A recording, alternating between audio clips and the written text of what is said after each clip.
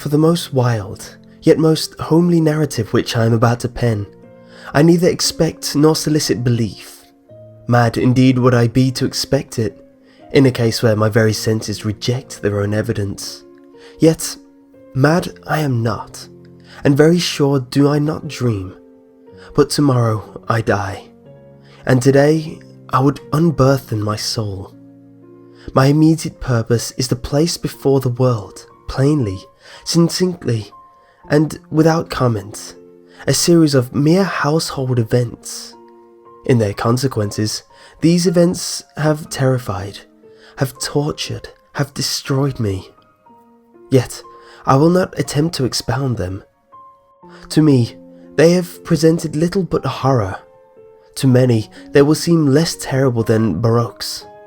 Hereafter, perhaps, some intellect may be found which will reduce my phantasm to the commonplace. Some intellect more calm, more logical, and far less excitable than my own, which will perceive, in the circumstances I detail with awe, nothing more than an ordinary succession of very natural causes and effects.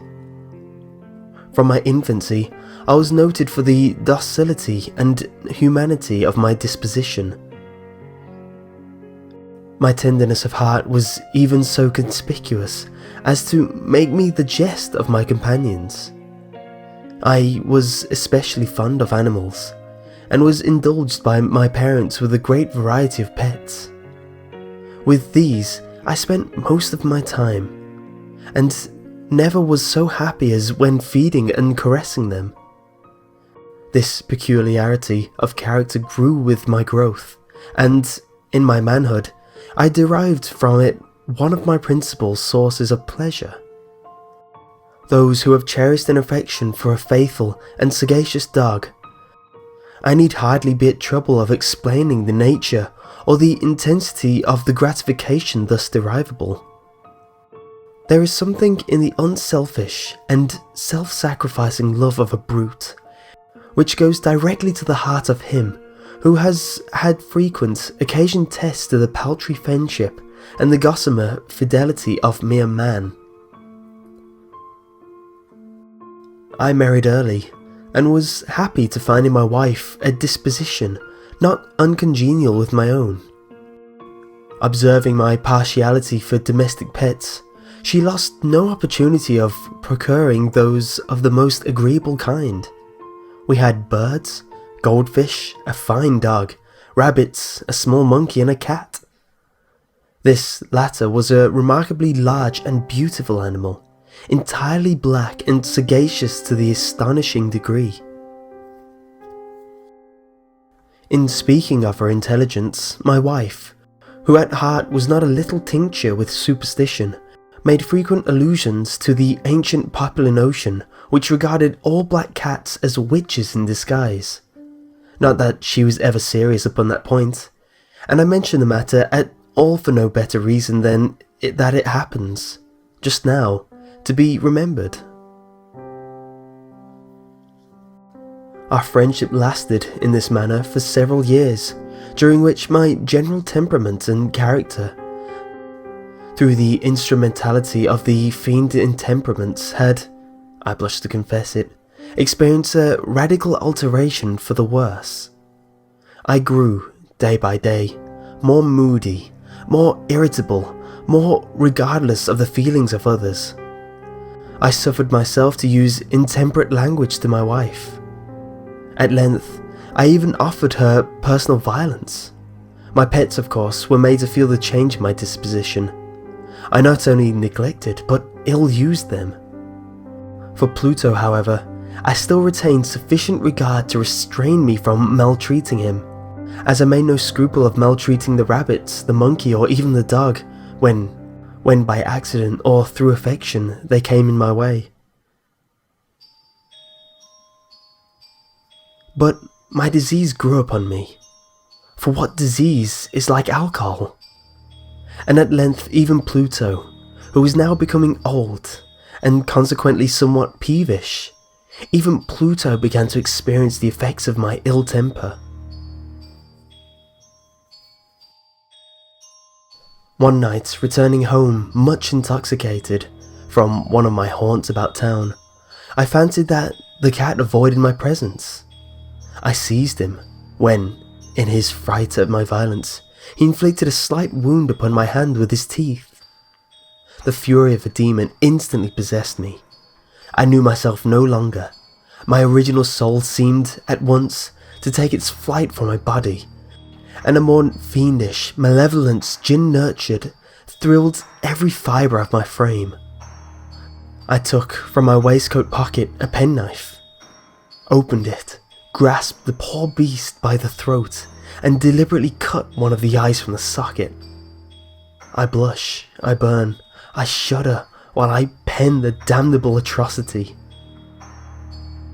When reason returned with the morning, when I'd slept off the fumes of the night's debauch, I experienced a sentiment half of horror, half of remorse, for the crime of which I had been guilty.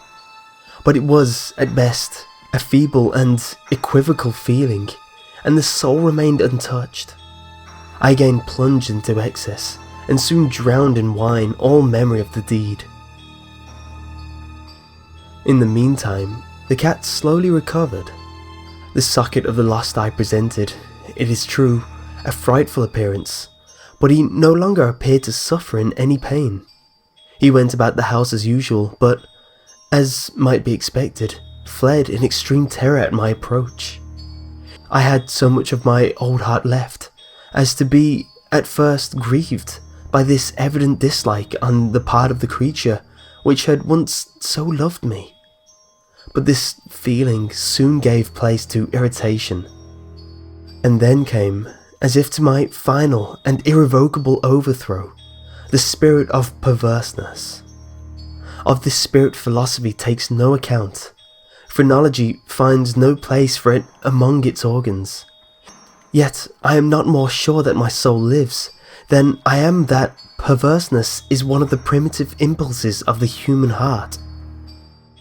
One of the indivisible primary faculties, or sentiments, which give direction to the character of man. Who has not, 100 times, found himself committing a vile or a silly action, for no other reason than because he knows he should not? Have we not a perpetual inclination, in the teeth of our best judgment, to violate that which is law, merely because we understand it to be such? This spirit of perverseness, I say, came to my final overthrow. It was this unfathomable longing of the soul to vex itself, to offer violence to its own nature, to do wrong for wrong's sake, only that urged me to continue and finally to consummate the injury I had inflicted upon the unoffending brute. One morning, in cool blood, I slipped a noose about its neck and hung it to the limb of a tree. Hung it with its tears streaming from its eyes, and with the bitterness remorse at my heart. Hung it because I knew that it had loved me, and because I felt it had given me no reason of offense. Hung it because I knew that in so doing I was committing a sin, a deadly sin that would so jeopardize my immortal soul as to place it, if such a thing were possible, even beyond the reach of the infinite mercy of the most merciful and most terrible God. On the night of the day on which this cruel deed was done, I was aroused from sleep by the cry of fire. The curtains of my bed were in flames. The whole house was blazing. It was with great difficulty that my wife, a servant, and myself made our escape from the conflagration. The destruction was complete. My entire worldly wealth was swallowed up, and I resigned myself thenceforward to despair. I am above the weakness of seeking to establish a sequence of cause and effect between the disaster and the atrocity, but I am detailing a chain of facts, and wish not to leave even a possible link imperfect. On the day succeeding the fire, I visited the ruins. The walls, with one exception, had fallen in. This exception was found in a compartment wall, not very thick, which stood about the middle of the house, and against which had rested the head of my bed. The plastering had here, in great measure, resisted the action of the fire, a fact which I attributed to its having been recently spread. About this wall, a dense crowd were collected, and many persons seemed to be examining a particular portion of it with very minute and eager attention. The words strange, singular, and other similar expressions excited my curiosity. I approached and saw, as if graven had bas-relief upon the white surface, the figure of a gigantic cat. The impression was given with an accuracy truly marvellous. There had been a rope about the animal's neck. When I first beheld this apparition, for I could scarcely regard it as less, my wonder and my terror were extreme. But at length reflection came to my aid. The cat, I remembered, had been hung in the garden adjacent to the house. Upon the alarm of fire, this garden had been immediately filled by the crowd, by someone of whom the animal must have been cut from the tree and thrown through an open window into my chamber. This had probably been done with a view of arousing me from sleep. The falling of the walls had decompressed the victim of my cruelty into the substance of the freshly spread plaster, the lime of which, with the fires, and the ammonia from the carcass, had then accomplished the portrait as I saw it. Although I thus readily accounted to my reason, if not altogether to my conscience, for the startling facts just detailed, I did not the less fail to make a deep impression upon my fancy. For months I could not rid myself of the phantasm of the cat, and during this period there came back into my spirit a half sentiment that seemed, but was not, remorse. I went so far as to regret the loss of the animal, and to look about me, among the vile haunts which I habitually frequented, for another pet of the same species, and of somewhat similar appearance, with which to supply its place.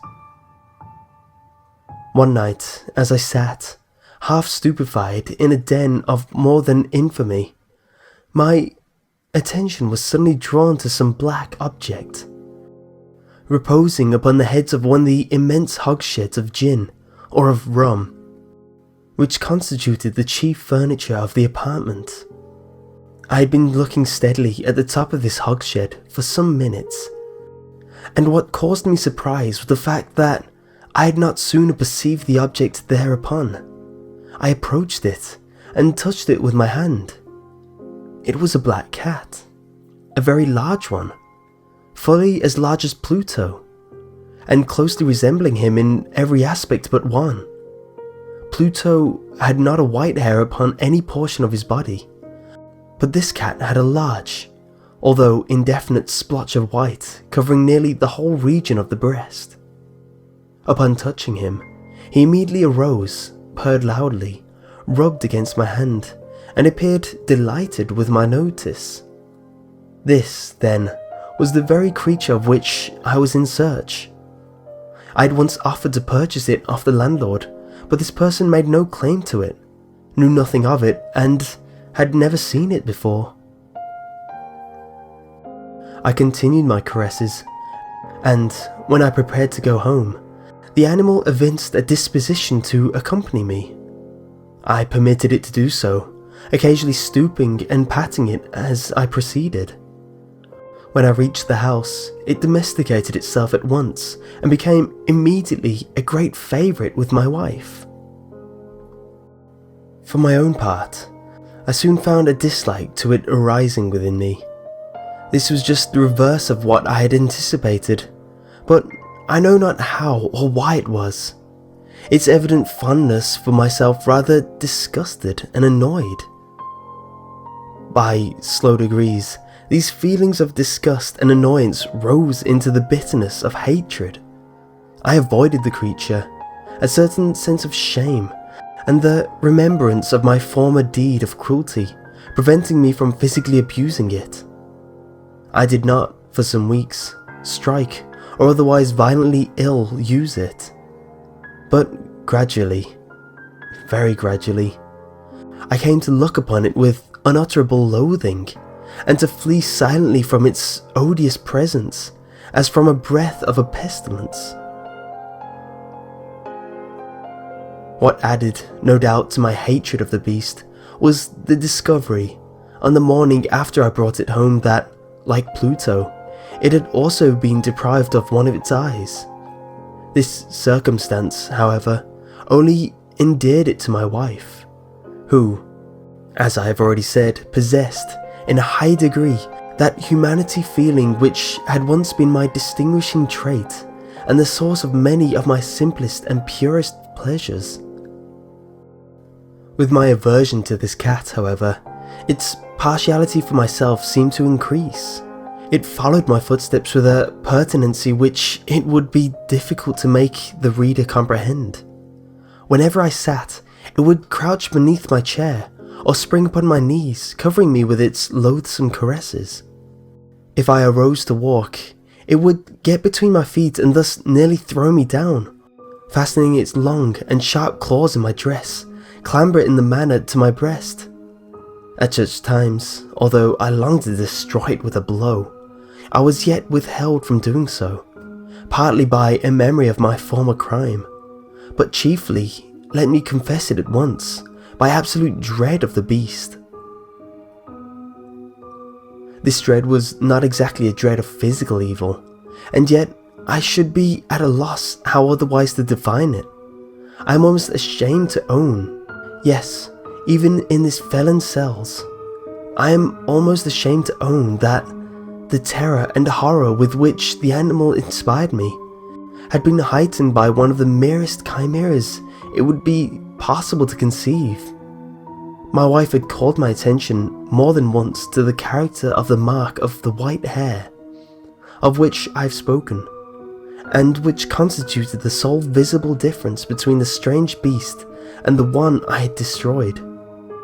The reader will remember that this mark, although large, had been originally very indefinite, but by slow degrees nearly unperceptible, and which for a long time my reason struggled to reject as fanciful, it had, at length, assumed a rigorous distinctness of an outline. It was now the representation of the object I had shuddered to name, and for this, above all, I loathed and dreaded, and would have rid myself of the monster had I dared. It was now, I say, the image of a hideous, of a ghastly thing, of the gallows. O mournful and terrible engine of horror and of crime, of agony and of death.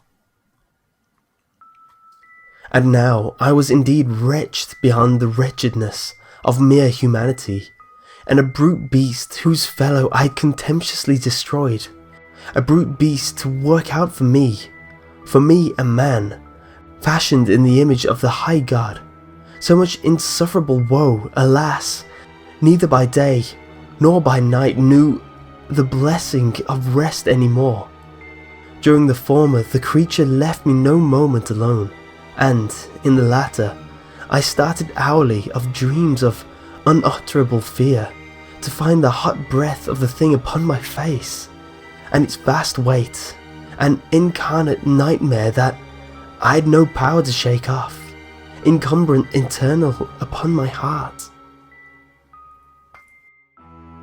Beneath the pressures of torment such as these, the feeble remnant of the good within me succumbed. Evil thoughts became the sole intimates, the darkest and most evil thoughts. The moodiness of my usual temper increased to hatred of all things and of all mankind, while, from the sudden, frequent, ungovernable outbursts of a fury to which I now blindly abandoned myself, my uncomplaining wife, alas, was the most usual and the most patient of sufferers. One day she accompanied me upon some household errand, into the cellular of the old building which our poverty compelled us to inhabit. The cat followed me down the steep stairs and nearly threw me headlong, exasperating me to madness. Uplifting an axe and forgetting, in my wrath, the childish dread which had hitherto stayed my hand, I aimed a blow at the animal which, of course, would have proved instantly fatal had it descended as I wished. But this blow was arrested by the hand of my wife. Goaded by the interference into a rage more than demoniacal, I withdrew my arm from her grasp and buried the axe in her brain. She fell dead upon the spot without a groan. This hideous murder accomplished, I set myself forthwith, and with entire deliberation, to the task of concealing the body. I knew that I could not remove it from the house, either by day or by night, without the risk of being observed by the neighbours. Many projects entered my mind. At one period, I thought of cutting the corpse into minute fragments and destroying them by fire. At another, I resolved to dig a grave for it in the floor of the cellar. Again, I deliberated about casting it in the well in the yard, about packing it in a box, as if merchandised with the usual arrangements, and so getting a porter to take it from the house. Finally, I hit upon what I considered a far better expedient than either of these. I determined to wall it up in the cellar, as the monks of the Middle Ages are recorded to have walled up their victims. For a purpose such as this, the cellar was admirably adapted. The walls were loosely constructed, and had lately been plastered throughout with a rough plaster, which the dampness of the atmosphere had prevented from hardening. Moreover, in one of the walls was a projection, caused by a false chimney, or fireplace that had been filled or walled up, and made to resemble the rest of the cellar. I made no doubt that I could readily displace the bricks at this point, insert the corpse, and wall the whole up as before, so that no eye could detect anything suspicious. And in this calculation, I was not deceived. By means of a crowbar, I easily dislodged the bricks, and, having carefully disposed the body against the inner wall, I propped it in that position while, with little trouble, I relaid the whole structure as it originally stood. Having procured mortar, sand and hair with every possible precaution, I prepared the plaster which would not distinguish from the old, and with this I carefully went over the new brickwork. When I had finished, I felt satisfied that all was right. The wall did not present the slightest appearance of having been disturbed. The rubbish on the floor was picked up with the minutest care. I looked around triumphantly and said to myself, "Here at last, then, my labour has not been in vain." My next step was to look for the beast which had been the cause of so much wretchedness, for I had, at length, firmly resolved to put it to death. Had I been able to meet with it at the moment, there could have been no doubt of its fate, but it appeared that the crafty animal had been alarmed at the violence of my previous anger, and forbore to present itself in my present mood. It is impossible to describe, or to imagine the blissful sense of relief which the absence of the detested creature occasioned in my bosom. It did not make its appearance during the night, and thus for one night at least. Since its introduction into the house, I soundly and tranquilly slept. I slept even with the burden of murder upon my soul. The second and third day passed, and still my tormentor came not. Once again, I breathed as a free man. The monster, in terror, had fled the premises forever. I should behold it no more. My happiness was supreme. The guilt of my dark deed disturbed me but little. Some few inquiries had been made, but these had been readily answered. Even a search had been instituted, but of course, nothing was to be discovered. I looked upon my future felicity as secured. Upon the 4th day of the assassination, a party of the police came, very unexpectedly, into the house, and proceeded again to make rigorous investigation of the premises. Secure, however, the inscrutability of my place of concealment, I felt no embarrassment whatsoever. The officer bade me accompany them in their search. They left no nook or corner unexplored. At length, for the 3rd or 4th time, they descended into the cellar. I quivered, not in a muscle. My heart beat calmly, as that of one who slumbers in innocence. I walked the cellar from end to end. I folded my arms upon my bosom and roamed easily to and fro. The police were thoroughly satisfied and prepared to depart. The glee at my heart was too strong to be restrained. I burned to say if but one word, by way of triumph, and to render doubly sure their assurance of my guiltiness.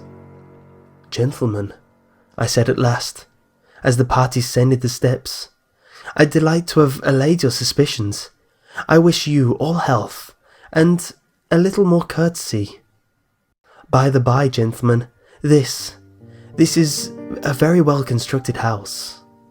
In the rabid desire to say something easily, I scarcely knew what I had uttered at all. "I may say an excellently well constructed house. These walls, are you going, gentlemen? These walls are solidly put together." And here, through the mere frenzy of bravado, I rapped heavily, with a cane which I held in my hand, upon that very portion of the brickwork behind which stood the ghastly corpse of the wife of my bosom. But may God shield and deliver me from the fangs of the archfiend. No sooner had the reverberation of my blow sunk into the silence, than I answered by a voice from within the tomb, by a cry, at first muffled and broken, like the sobbing of a child, and then quickly swelling into one long, loud and continuous scream, utterly anomalous and inhuman, a howl, a wailing shriek, half of horror and half of triumph, such as might have arisen only out of hell, conjointly from the throats of the damned in their agony and of the demons that exult in damnation. Of my own thoughts, it is folly to speak. Swooning, I staggered to the opposite wall. For one instant, the party upon the stairs remained motionless, through extremity of terror and of awe. In the next, a dozen stout arms were toiling the arms. It fell bodily. The corpse, already greatly decayed and clotted with gore, stood erect before the eyes of the spectators. Upon its head, with red extended mouth and solitary eye of fire, sat the hideous beast whose craft had seduced me into murder, and whose informing voice had consigned me to the hangman. I had walled the monster up within the tomb,